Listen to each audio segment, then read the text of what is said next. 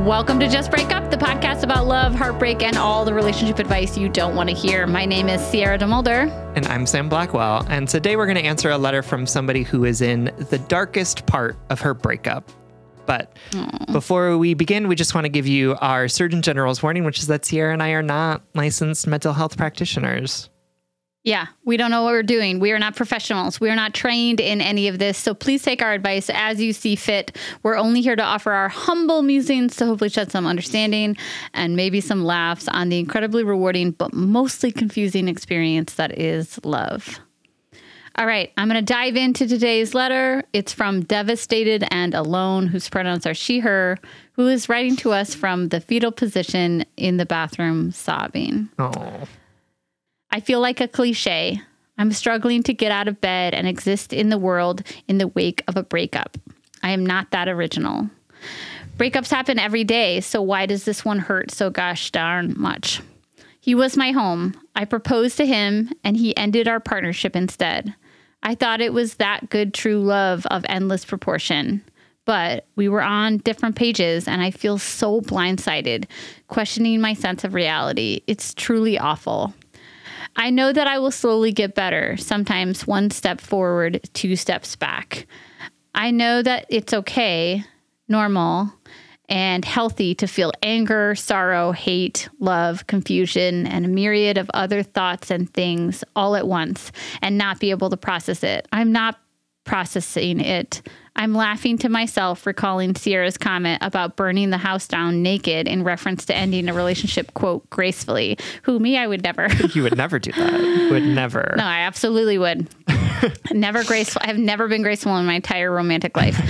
I couldn't relate more, the letter writer continues. I'm self-destructing and taking anyone down with me. I am asking him to give back all of the gifts I gave him. I am shameless. If you'd like me to get to the point, I don't have one. I know that I'll be okay, but that light at the end of the tunnel is impossibly far away. The pain is killing me, and I don't know how to get out of bed, how to eat, how to live on without my best friend. I have become a version of myself that I don't want to be around. I can't think clearly. Thinking leads to more crying. Repeat steps. You've given advice at so many stages of relationship and grief, but do you have any advice for the first few months of trauma when we can't sleep, can't eat, can't get out of bed, when all of the stages of grief seem to be occurring simultaneously in a clusterfuck of emotions? How do I process to those next steps of self-compassion, self-care, and of course, block. I will continue to listen to your podcast and find ways to laugh and love and carry on. But how do I learn to just stand up and get on to the next phase? Oh, devastated and alone. I'm so sorry that you are in this moment of this horrible breakup. The first few moments afterwards, and maybe even beyond, knowing that our grief is cyclical and that our healing journeys are never linear. But this feeling of not being able to do anything but cry in bed without eating is such a terrible place to be. And I am so grateful that you are asking us to see you in this moment of deep pain that you're experiencing and to help hold you in it, because that's what Sierra and I want to do. And I think that that's what all of our listeners and all the people who are part of this Just Break Up community want to do for you in this moment as well. Yes, all breakups suck, but that doesn't mean that they are somehow not deeply painful on an individual level, right? And that your pain that you're experiencing isn't unique to the wonderful uniqueness of you and the uniqueness of the relationship that you were part of. So Sierra and I are going to hold you and love you and affirm you and offer you invitations into caring for yourself in just a moment. But before we do that, we are going to get into a short break. All right, my darling. And I mean it when I say my darling. I feel so deeply moved and grateful for your letter. I'm really sorry that you're feeling this. but I guess sorry is the wrong word. I guess the better way to say it is I see you in all of your humanness and all the treachery that our hearts can experience at once, you know? A friend of mine whose partner has cancer said to me recently, we're not really like the fuck cancer kind of people, you know? We don't have a mug that says fuck cancer. We're more likely to have a coffee mug that says, thank you, cancer, for all your terrible gifts, you know? Thank you, cancer, for showing us the expansiveness of our human emotion and the temporary nature of time and suffering and joy and all of those things. And I think about that when I read your letter, because you are writing to us from one of the most cracked open moments that we can all experience, you know, which is a broken heart, you know? And yeah, I as Sam said, we want to talk about how to move forward, how to get to the next day, how to take care of yourself and extend compassion to yourself. But I also want to meet you here, like in this like messy, mucky, muddy place. I don't need you to have self-compassion quite yet, but I do want to tell you I'm here with you. I'm here in this weird stage where you don't like yourself. I guess what I'm saying is I have done terrible things in breakups. I have said things that I've regretted. I have behaved immaturely. I have asked for things back. I have sent Venmo requests for money owed to me. He owed you though, so that was fine. He did owe me quite a significant amount of money. But like, you know, I got petty. I was in pain. And it was not the time that my most healed, most mature self could come out. Do I regret those things? Yes, because I'm a human and I have a heartbeat. But in this moment, I just want to tell you, me too. I have been the person that I didn't want to look at. I have been the person whose pain was louder than any other thing I could access. And that doesn't make you a bad person. That doesn't make you, it doesn't mean that you're failing this breakup. It doesn't mean that any self-loathing prophecy is coming true, right? It just means that you're hurt and you're hurting and that pain is lashing out. And there will come a day, it doesn't have to be today, but there will come a day when that pain feels a little bit more leashed, that it's still there, it's still in you, but that you are in control of it instead of it controlling you. Absolutely. Yeah. And I think, I think we often think about breakups as being like, there's a before and an after, and like that the cut is like clear and precise and easy to navigate. Right. And that's so not the case, because we as humans with our deep social connections to each other and our love and also our hurt are often not capable of making a clean break like that. And so I want to give you some grace around the idea that this was messier than you had anticipated or than what you think should have been. But part of it is that mess is understandable, right? That mess is a reflection of a humanity that this idea around like cold and clean cut doesn't always remember or doesn't always hold in regard. And I also think about this sort of space that you're in around, not wanting to get out of bed, not being able to eat, sort of recognizing that like this means the end of your friendship with this person. And just, I want to hold the idea that like all of those things are okay, right? I want to hold the idea that all of those things are ways that our bodies and hearts and minds cope with a big, big blow to our understanding of the world, our understanding of ourselves, our understanding of our relationships, and that this feeling of sadness, of overwhelming sadness, this feeling of overwhelming grief is absolutely something that can feel overwhelming and like it needs to stop, and also is a product of our humanity, right? It's how our bodies and hearts and minds understand the unfathomable thing that's just happened to us, which is that you had a life with your best friend that you thought was going to go on forever, and then ended in what could have been a big moment, a big happy moment for you two. And so, yes, I want you to eat, and yes, I want you to get out of bed, and yes, I want you to find a way to rebuild towards friendships that you have, towards family that you might have, towards new relationships, towards tending to yourself, all of that stuff. And I also want to acknowledge that sometimes self-maintenance looks like letting go of some of those things for a while, right? Of saying like, I don't need to get out of bed because I am sad, and that sadness needs tending to, right? That sadness needs care. And we live in a world where productivity, where the ability to rebound quickly is seen as the best or the only way of managing through our pain.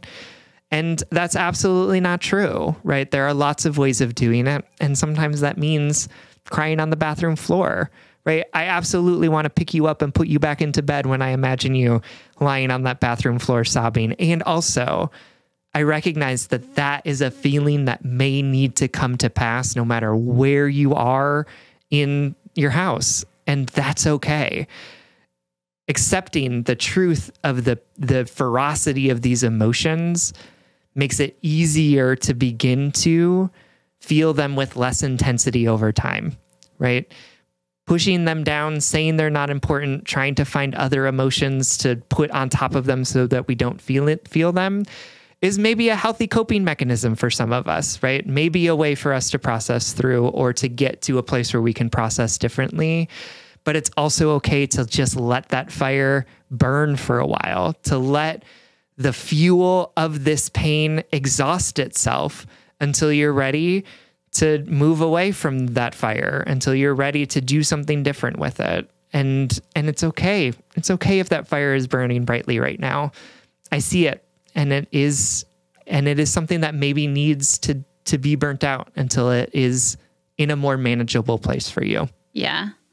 I think that's so beautifully said too, because I feel like there's a lot of self-loathing in this letter, whether direct or indirect, of like, I'm a cliche. I am someone that I don't want to be. And all of that to me, including the heartbreak, is trying to push away from these big, really painful feelings, which is okay. That's all I do. That's all I do is disassociate when I'm feeling something big. For sure. That's not true, but that's what I've been doing lately. It's it is a coping mechanism, and yes, can be effective in some ways, for sure. But I think that there's something really powerful in saying, I am heartbroken and this is where I am right now. Right now, I am in the depths of it. Right now, this is my new reality, while also saying this is my temporary new reality, right? Like that every transition is a transition to somewhere new. But, calling yourself cliche is a way to minimize yourself, to say, oh, this is so dumb. I'm being so dumb. I'm being pathetic or whatever inner narratives you're saying to yourself. Let me tell you something. A cliche is a cliche because it's universal. A cliche is a cliche because it is happening everywhere. And you don't need to be stronger or smarter or, you don't need to outperform this heartbreak. You can just be crushed. I would be crushed. I have been crushed, right? You didn't need to see this heartbreak coming. You didn't have to, you were doing the best that you could in this relationship. And just because you had a different vision for your relationship future than your ex doesn't mean you did anything wrong. You were moving forward under the knowledge that you had, under the experience that you had. And I want you to know that you can be crushed by this. You can be heartbroken. There's nothing, you can be your imperfect self while you're healing through this. I'm not expecting you to be okay. I'm expecting you to feel the full scope of heartbreak, which is, like you said, every stage, anger and denial and physical pain. I know that everything on the internet and every BuzzFeed list or whatever say one day at a time, and that sounds, to use your phrase, cliche, but it is. It is one day at a time. Mm-hmm. It is one choice at a time. Like I said earlier, like, I don't care that you feel like an asshole right now. I've been the asshole in the breakups. I've been the sloppy ex. I have done things I am not proud of. And there's going to be a time in this healing process when you decide you have more in you, right? When you decide, I am not going to leave the house today, but I am going to make myself a meal, or I'm going to fucking Grubhub it or whatever. Mm-hmm. And you're going to have capacity at some point to say, I am going to stop trying to make demands that will alter what is actually happening, which is what I think your heart is trying to do by asking for the gifts back. Mm-hmm. Right? Yep. You're rightfully trying to put road bumps between you and this experience. Mm-hmm. Which makes a ton of sense to me. Yep. And also, this is what is happening. And to have your pain seen as well. Right. To say, you hurt me, so I'm going to hurt you, which is, right, like different scales of hurt, to be really clear. But I think that there's one of the things that can help us when we're behaving in these messy ways, which, again, Sierra's been there. I have been there. This is not an uncommon thing. And neither of us is trying to judge you or say that you shouldn't be doing that.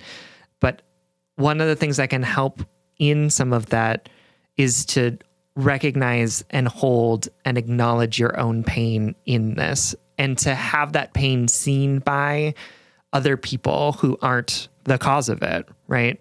So instead of saying to your partner, look how much pain you've caused me, I want my stuff back, right? Instead, to say to yourself, I'm in so much pain and I can see it and I can feel all of it. And to say to your friends or loved ones, I'm in so much pain. Can you see it? Can you feel it? Can you understand it, right? Reaching out to people like me and Sierra and saying, this is what I'm feeling, and having us say, oh, I see it. I see the pain. Absolutely. Yeah. We believe you, can help make it feel less like you need to reach out to this person or to, add some sort of like ultimatum or demand to this person, right?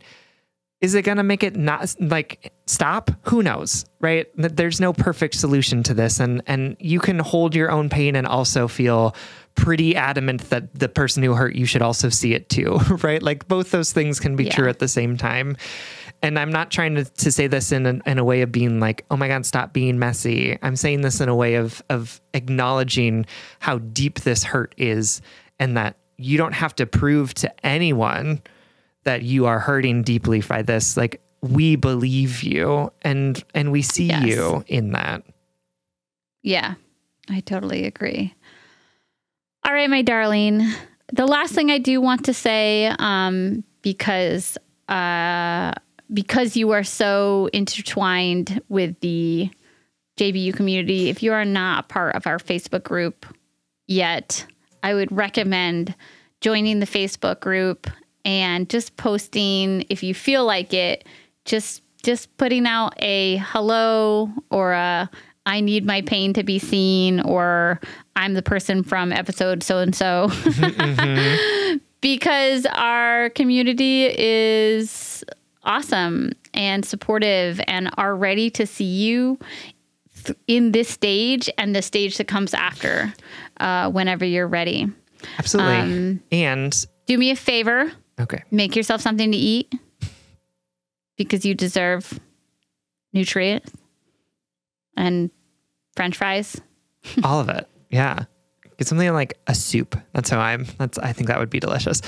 I'm also hungry. It's lunchtime. I also just want to say too, that like, if this is feeling overwhelming, if this is feeling like something that is not something you can carry on your own, I want you to also seek professional help if that is needed. Right. And I think that sometimes we have this idea of like, oh, how cliche to go to therapy because of a breakup, or, oh, everyone gets broken up with, I should be able to manage this on my own. And those are lies, right? Those are not. Point.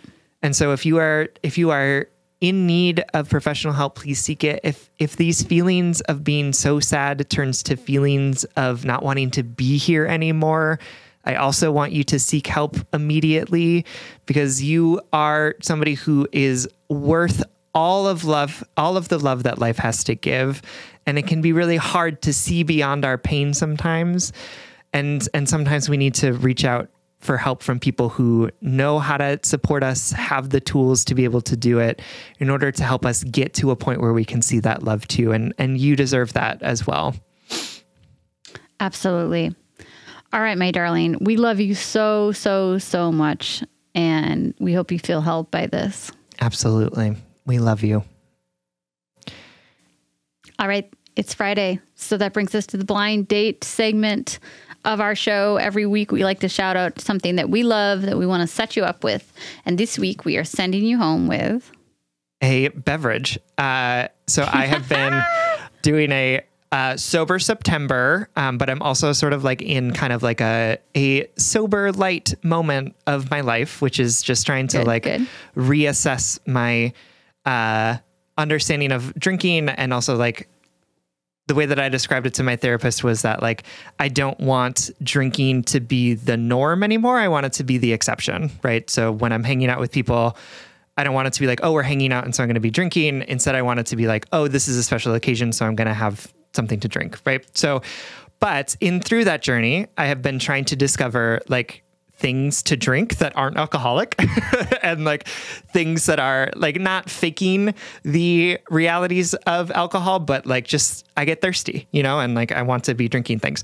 And one of the things that I found that I absolutely loved is Lagunitas has what they call hoppy refreshers, which is like a soda water that is flavored with hops, but it also has kind of like a citrusy feel to it.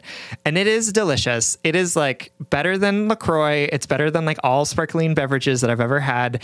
It is, can't recommend it enough, especially if you can get it in the bottles. Like the bottles taste different than the cans and the bottles are like way better. So if you can find it, lots of liquor stores have them now. They're all over. All of the liquor stores that I've been to, like most of them have this particular brand, and they're fun. And like, they're also fun to like, if you're going to a party or if you're like going to hang out with people, like it's fun to bring them because other people will like them too. And they they come in like 6-packs or whatever. So like people can try them if they want to. So it's called Lagunitas Happy Refreshers, which is also just like this is like a Trojan horse for considering things around sobriety. Also the sort of blind date in this moment. So that's Love it. That. All right. Can't wait. Everyone, thank you so much for listening. If you would like more content from us, or if you would like ad-free episodes, you can always support us on Patreon. If you support us on Patreon for as little as $5 a month, you'll get an additional bonus weekly episode, as well as episodes ad-free. That's patreon.com/justbreakuppod. You can slide into our DMs, send us your favorite relationship meme, but most importantly, you can submit your questions about all matters of the heart at justbreakuppod.com, which is also where you can find our merchandise. Please remember to like, follow, subscribe, give us a 5-star rating and review. This literally keeps our mics on and helps us reach more brokenhearted souls who need two random strangers giving them relationship advice. Just Break Up is a production of David Media, original music, recording, editing, producing, all magical things by our good friend Spencer Worth Davis. Make sure to check out his podcasts. And remember, if someone hasn't told you this yet, please know it is okay if you are struggling. It's okay if you're having a really hard time with something. You don't have to be perfect all the time. You don't have to show up fully all the time. You're a human just like everybody else, and you have a right to hurt as big as you hurt right now. We love you. And if all else fails, just break up.